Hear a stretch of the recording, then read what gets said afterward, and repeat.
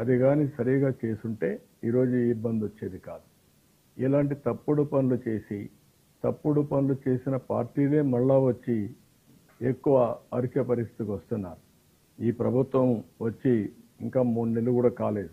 గుర్తుపెట్టుకోండి, అన్ని సమస్యలు అధ్యయనం చేస్తున్నాం.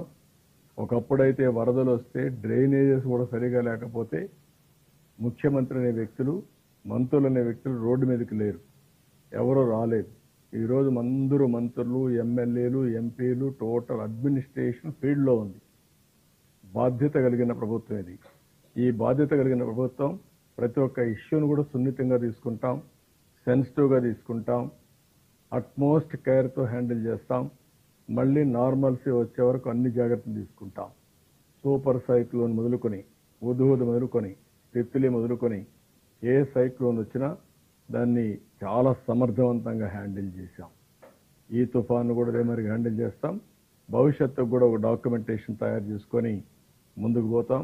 ఈరోజు తక్షణ కార్యక్రమం మా ముందుండేది 10 లక్షలు కానీ 10 లక్షలకు పైన కానీ వరద నీరు వస్తే కృష్ణాలో ఎట్లా హ్యాండిల్ చేయాలో చేయడం అది తక్షణ కార్యక్రమం. మళ్ళీ నష్టపోయిన ప్రతి ఒక్కరికి న్యాయం చేసే దిశగా ముందుకు పోతాం. మళ్ళీ రైతులను ఆదుకోవడానికి ఏమేం చేయాలో చేసి మళ్ళీ వ్యవసాయాన్ని కాపాడుతూ ఆ పంటని ఏ విధంగా కాపాడాలనో కాపాడి ఇన్పుట్ సబ్సిడీ ఇవ్వడమే కాదు, ఆ పంటను రివైవ్ చేయడానికి ఏమేం చేయాలో అవన్నీ చేస్తాం. ఇది ఓవరాల్గా రేపే కార్యక్రమాలు.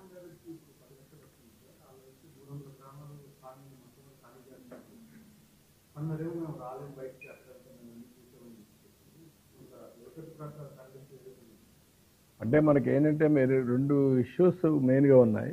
ఒకటి, చాలా మందికి ఏంటంటే చాలా వరదలు చూశారు వాళ్ళు.